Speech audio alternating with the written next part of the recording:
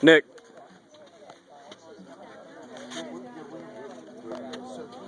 Oh, he's gonna find out what's going on. You're going to be wedged right in here. Right here. Don't go that way. Well, it might happen. You're scared. I can stand up right. Oh, the only I was on the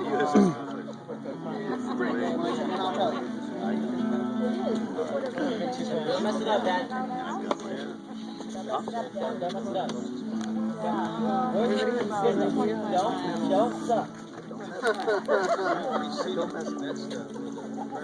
Come on now. Yeah, absolutely. That's my son. Hi, babe. Yes. Hi, I'm Dawn. This is Jonathan's cousin. Oh, hello. Oh, yeah? I'm the daughter's husband. Your daughter's husband. Where's my husband, Alan? Hi, Alan. And your daughter is adorable. Where'd she go anyway? She's with her handler. She's getting dressed. A handler? Uh-huh. What does that mean? No, Kate. Kate's day of We got the boyfriend. Here they come out the door. Kate and the handler. Like she's designated just for Kate? Yes. Kate, hi!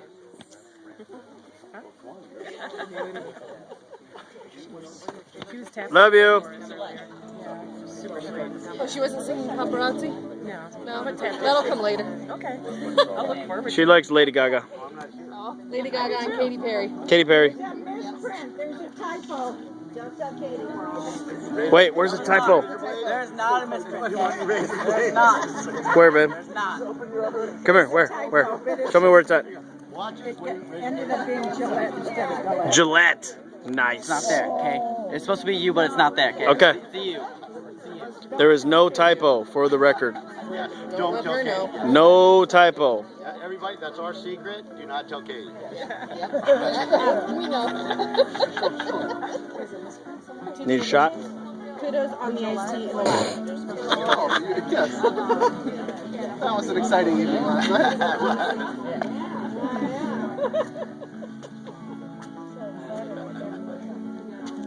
I don't stay quiet too often.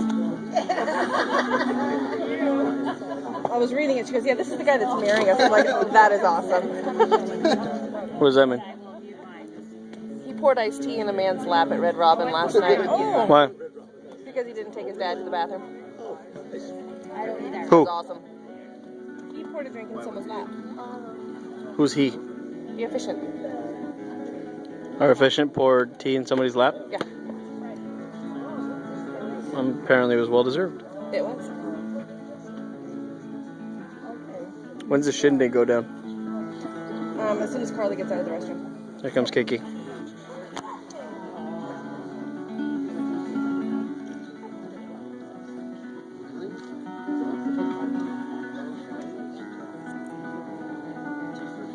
She looks so pretty. There goes Carla and Kiki.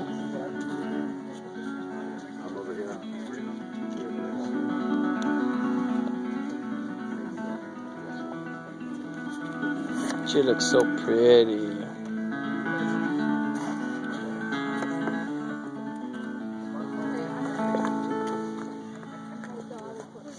Hi, Kiki. You look so pretty.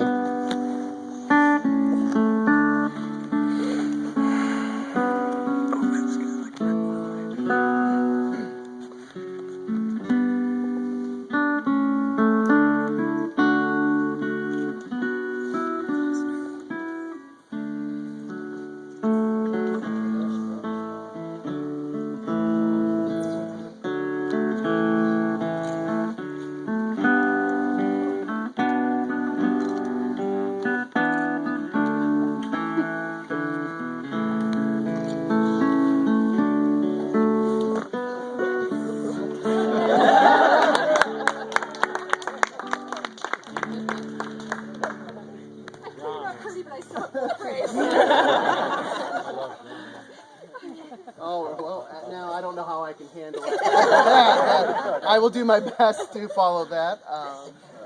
Good afternoon. Today we are here to share in the celebration of love and of life.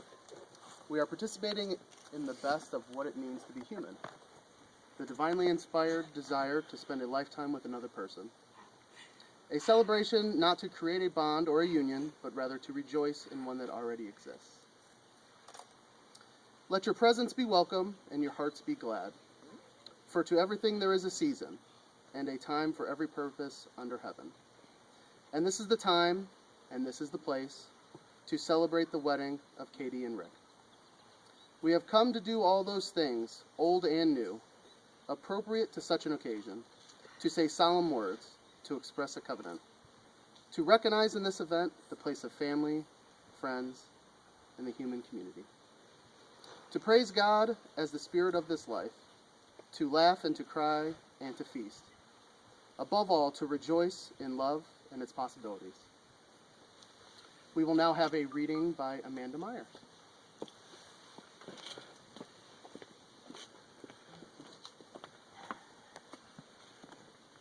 We're so lucky because we get born into families that witness us growing up, and we get to know great people and friends and co-workers and lovers in our lives who witness us as we change and become the people we are. But there's some words that Katie and I both really ring true to both of us, and that is the words that came out of the movie Shall We Dance about the witness to our lives. You have to excuse me a minute. It always does this. She's going to fall, I'm going to weep. Hang on a second. Let me let the makeup go down my face. Why is it that people get married? It's because we need a witness to our lives. There are a billion people, not peanuts, on this planet. What does any one life really mean? But in marriage, you're promising to care about everything. The good things, the bad things, the terrible things, the mundane things, all of it. All the time, every day. You're saying that your life will not go unnoticed because I will notice it. Your life will not go unwitnessed because I will be your witness. Thank you. Aww. It's sweet.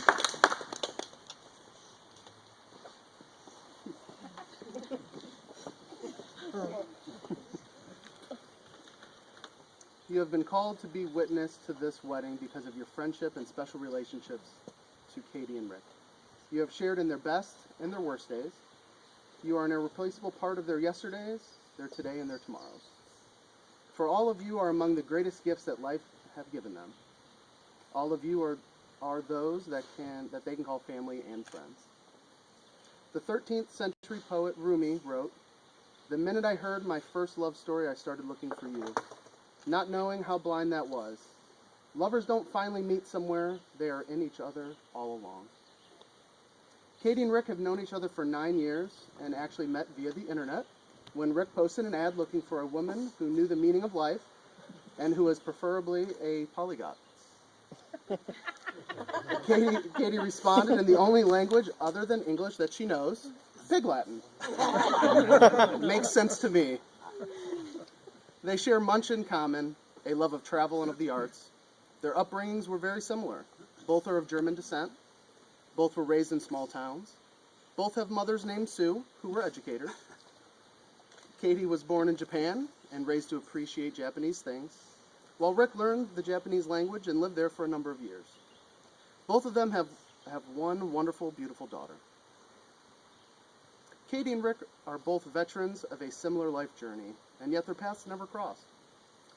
Were the powers that be being kind by allowing them to each age to perfection, and to gather enough wisdom to be ready for the kind of relationship that they now share? No one can say for sure, but they do share a connection that is undeniable. Their first date did last 13 hours. So there had to be something there.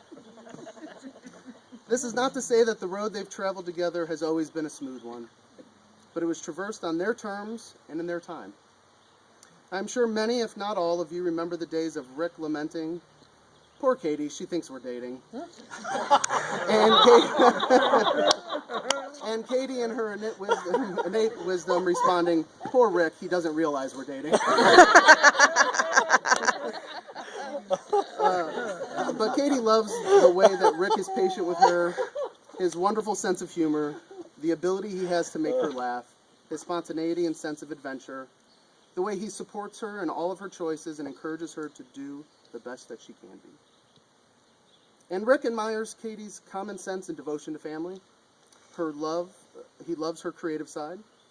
Although she is strong, independent, and intelligent, it makes Rick feel good to know that Katie has allowed herself to need him. And then there's the widely recognized fact that she can cook. Some couples finish one another's sentences, not these two. One merely thinks or hums a thought, and the other articulates it. At some point, they decided to marry. From that moment of yes to this moment of yes, they have been making promises and agreements in an informal way. In conversations held, riding in a car, or over a meal, or even during long walks. All those sentences that began with, "when we are married," and "I will," and "you will," and "we will." Late night talks that included "someday" and "somehow" and "maybe." And promises that are unspoken matters of the heart. All these common things and more are the real process of a wedding. We will now have a reading by Jennifer Coast Barker.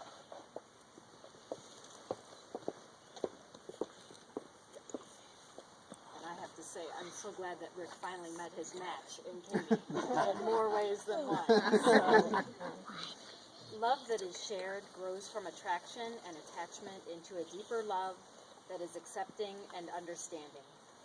James Kavanaugh, a poet and former Catholic priest, wrote the following: "To love is not to possess, to own, or imprison, nor to lose oneself in another.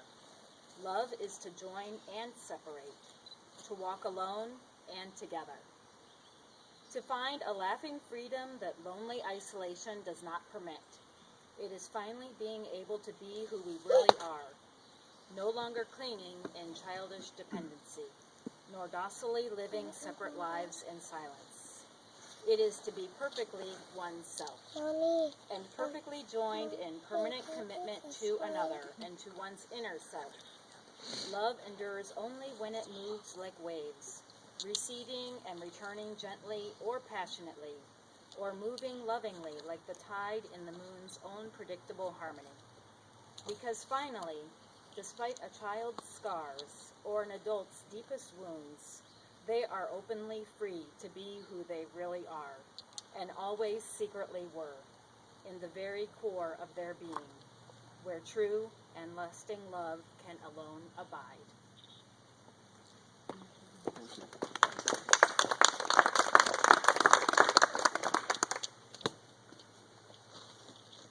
Divot. Come up. I'm going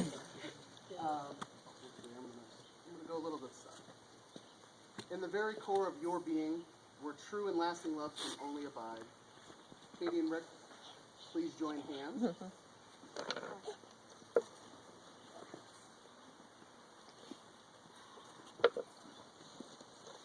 Look at one another. Or look away, either one. And always remember this point in time. Before this moment, you have been many things to one another: acquaintance, friend, companion, lover, partner, and even teacher. For you have learned much from one another in these last 9 years. Now just a few simple words will take you across that new threshold in life, and things will never quite be the same. For after these vows, you shall say to the world, "This is my husband, this is my wife." Rick, please repeat after me. I, Rick, take you, Katie, to be my wife. I, Rick, take you, Katie, to be my wife. To have and to hold. From this day forward. For better, for worse. For richer, for poorer. In sickness and in health. To love and to cherish. Until we are parted by death. This is my solemn vow. Katie, please repeat after me. I, Katie, take you, Rick, to be my husband. I, Katie, take you, Rick, to be my husband. To to have and to hold from this day forward, for better, for worse, for richer, for poor, in sickness and in health, to love and to cherish until we are parted by death. This is my solemn vow. May I have the rings, please?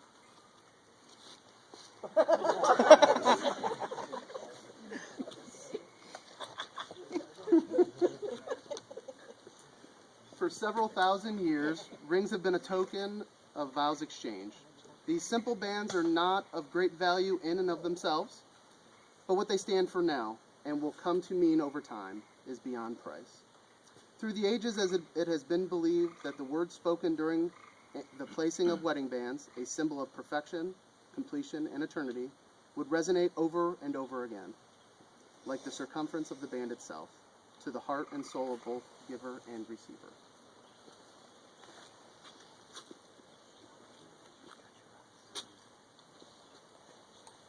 Rick, place this ring on Katie's finger and repeat after me. I give you this ring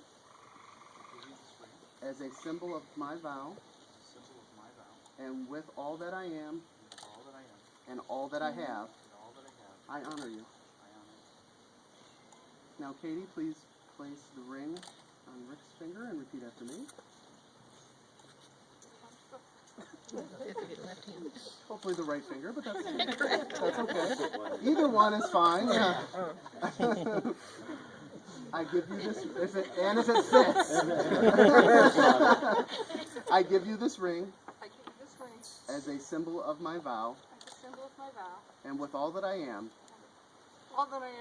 and all that I have, I honor you.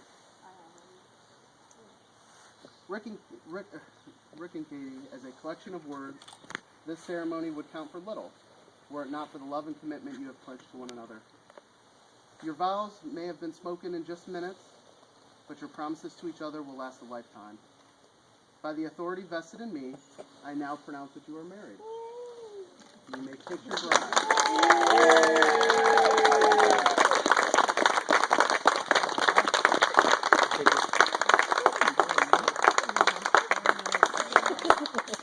What greater thing is there for two human souls than to feel that they are joined together to strengthen each other in all labor, to minister to each other in all sorrow, to share with each other in all gladness, to be one with each other in the silent, unspoken memories.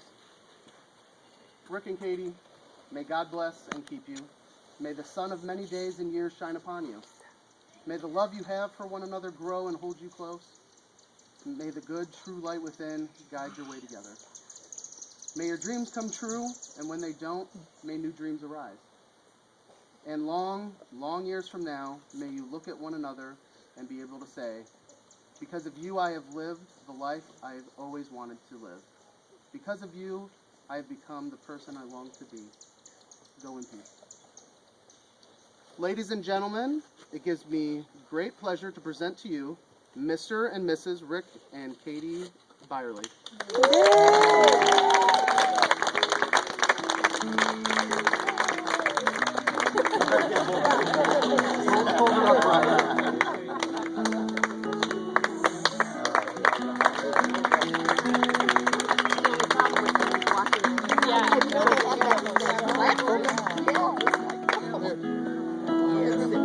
That really was beautiful.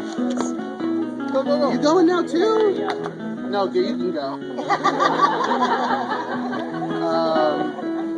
Since we have a smaller group, we'll probably all just kind of get up and go in together. But they just wanted me to let you know